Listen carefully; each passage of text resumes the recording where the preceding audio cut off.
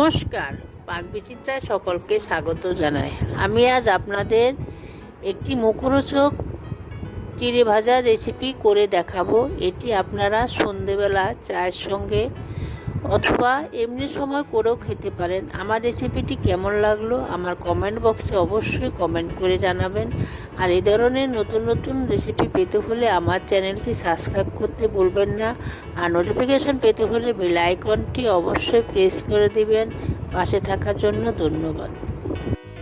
আজ আমি বাদাম চিড়ার রেসিপি আপনাদের করে দেখাবো। তার জন্য আমি এক বাটি চিড়া নিয়েছি। চিড়াটা আমি ভালো করে পরিষ্কার করে চেলে নিয়েছি।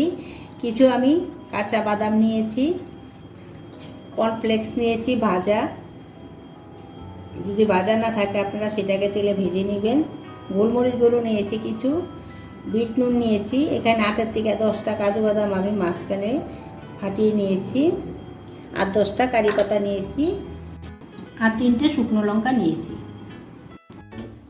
দেখুন আমি চিড়াটা ভাজার জন্য কড়াইতে সাদা তেল দিয়ে গরম করে নিয়েছি। গ্যাসটা আমি হাইতে রেখে তেলটা গরম করে নিয়েছি। এখন আমি গ্যাসটা লোতে করে দিচ্ছি। লোতে করে দিয়ে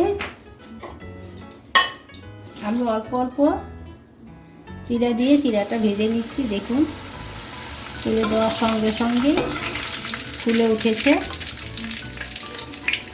এখন আমি তেলটা ঝরিয়ে তুলে নিচ্ছি। একটা জারার সাহায্যে আমি তেলটা ঝরিয়ে তুলে নিচ্ছি। সবগুলো আমি তুলে নিচ্ছি।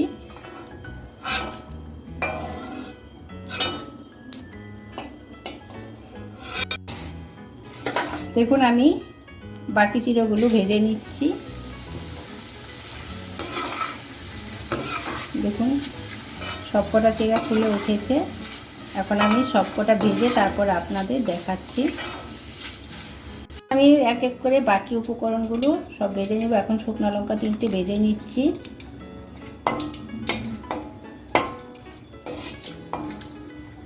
আমি বাদামগুলো ভেজে নিচ্ছি। আমি চিড়া ভাজার তেলেই সব ভেজে নিচ্ছি। এ সময় গ্যাসটা আমি লোতে করে দিয়েছি। এখন আমি বাদামগুলো ভেজে নিচ্ছি। দেখুন এখন আমি কাজুগুলো ভেজে নিচ্ছি।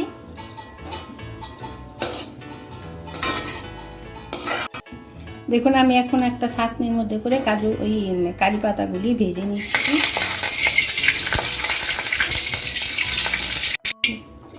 দেখুন আমি কারি পাতাগুলি ভেজে নিয়েছি। দেখুন আমি শুকনো লঙ্কা, কারি পাতা, কাজুটা আমি একটু হালকা গোল্ডেন করে ভেজে নিয়েছি, আর চিনাবাদাম আমি সব ভেজে নিয়েছি।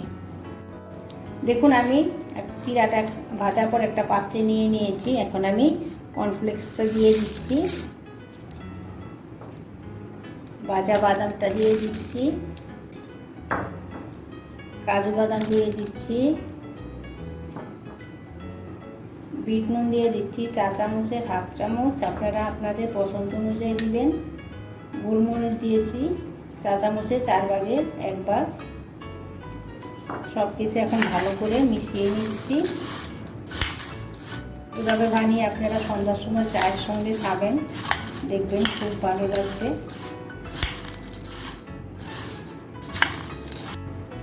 এখন আমি কারি পাতা দিয়ে দিচ্ছি, শুকনো লঙ্কা দিয়ে দিচ্ছি, দিয়ে আবার একটু নেড়ে চেড়ে মিশিয়ে নিচ্ছি।